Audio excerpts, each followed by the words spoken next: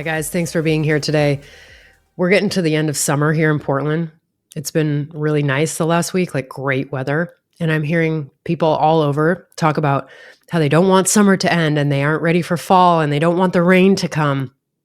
And I laugh about this because I used to feel this way too. And now I'm like, well, this is the cycle of life. It is literally the seasons of life.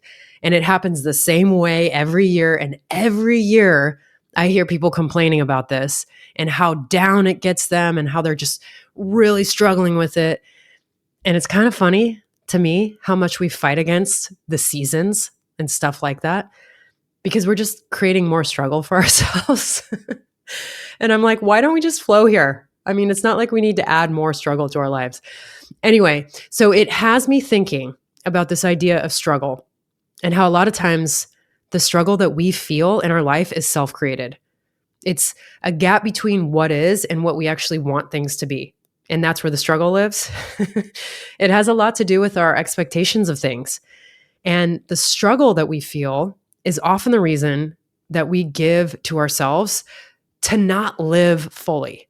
Like we use our struggles as excuses for not taking action or taking a risk or really working hard to get what we want.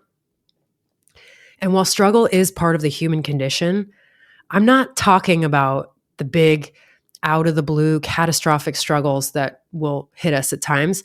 I'm talking about what lives between our ears, like all the struggle that comes from the way that we think or feel about things and the perspectives that we have about our circumstances. And I know this story very well. It's something that I recognized myself doing a lot when I was younger, being in this self-created struggle. I wanted to share a story with you guys. I remember one of the lowest, darkest times in my life. I had just finished my graduate program for Chinese medicine and acupuncture. It was probably the first time in years that I didn't have the structure of being in school or having a job.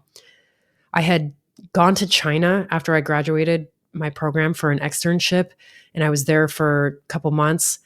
And I came home, and it was just an absolutely incredible experience being abroad. And when I came home, I crashed so hard.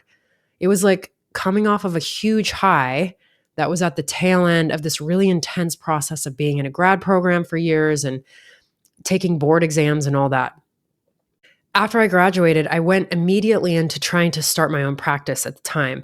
It was just me, and I was working from scratch. It was a huge struggle. It was slow.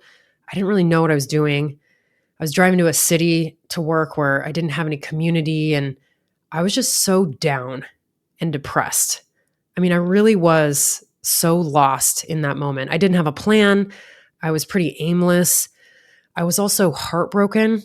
It was my first true heartbreak of my life, like the real thing, the big one.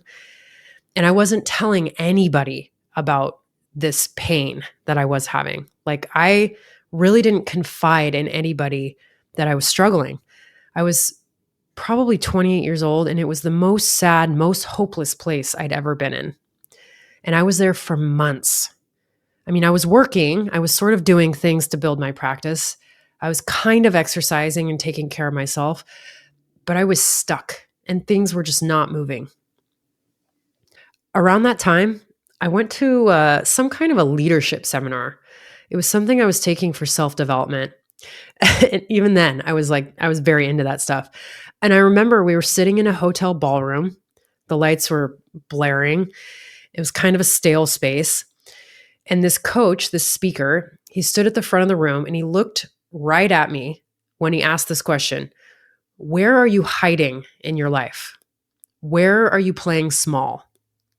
I remember him looking right at me, and it stopped me. And I immediately started sweating. I could not hold his gaze because I was actually hiding at the time. I was hiding who I was, how I was feeling. I was hiding from all of my emotions. I was 28 years old and I wasn't out to my friends and family yet. I was hiding my sexuality. It was the biggest facade of my life. I'd been doing it for years. I didn't have the guts. I didn't have the courage to tell people who I was. I was so scared to tell the truth about myself. I was also hiding that I was struggling. that I was sad, that I was frustrated, that I was really down. And I sat there in the lights as he was looking at me, and I just started flashing through all the ways I was playing small. My friendships were kind of stagnant. I really wanted to find a partner, but dating was obviously a disaster. I was wallowing in heartbreak with somebody who was never going to be my person. I was still living at home with my parents, even though I had finished graduate school, which was the reason I'd moved in. I had started my practice, but I was barely getting by. I was missing a huge piece of my confidence. It was affecting my work. I wasn't taking risks that would get me ahead. I had so many opportunities to be whoever I wanted to be, and I wasn't taking them. I wasn't being myself. I wasn't standing in my power.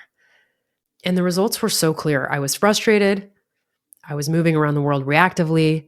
I was blaming a lot of my circumstances. I was not making a lot of headway. I was struggling financially, and I wasn't having a great impact.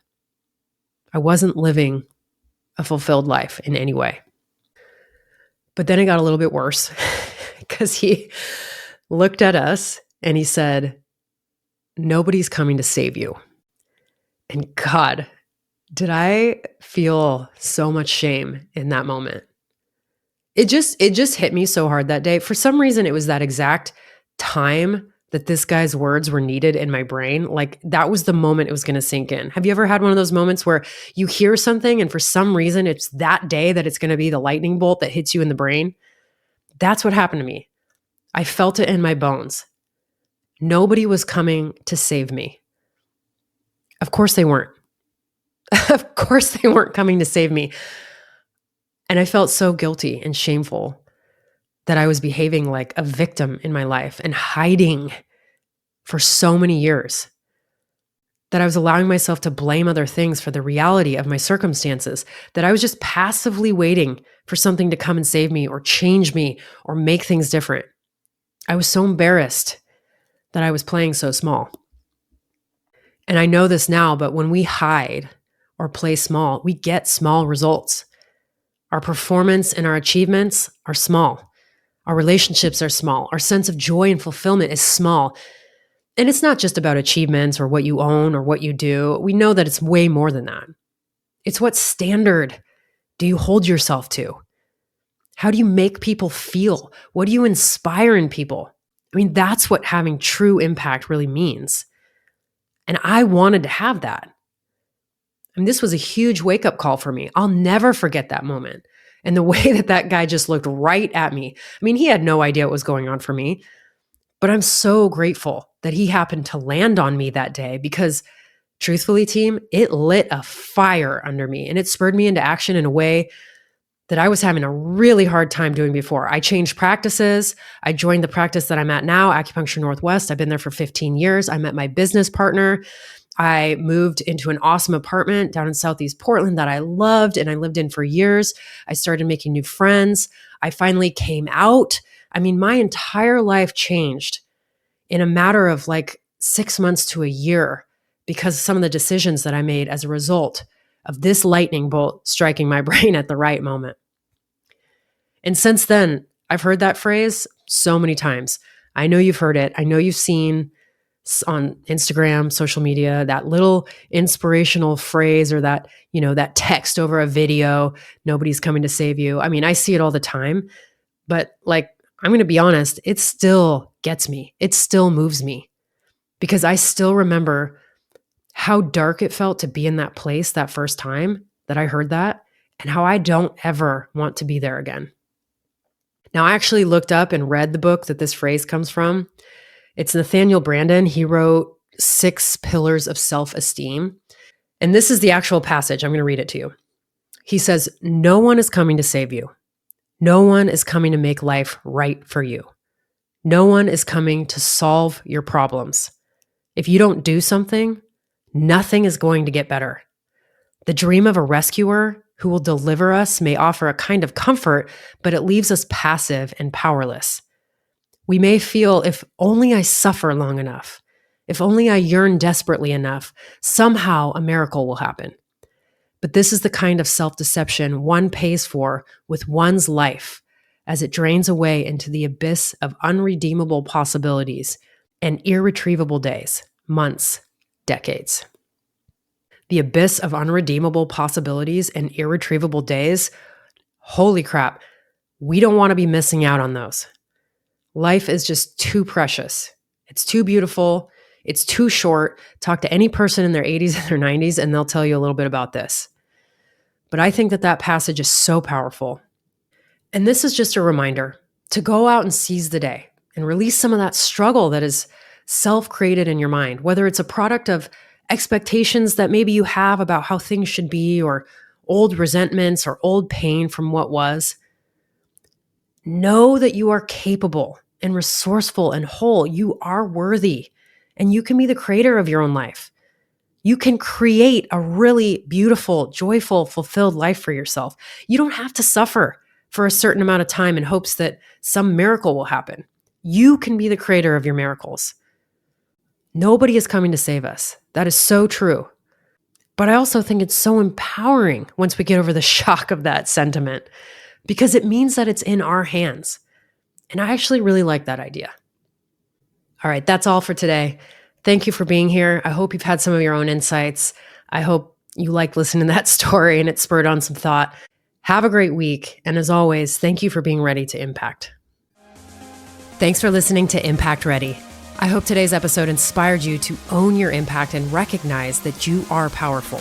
By elevating our energy and awareness, we can create exponential change in this life. If you enjoyed today's insights, share them with a friend and subscribe to the show for more. I truly appreciate you. Thanks again for being here.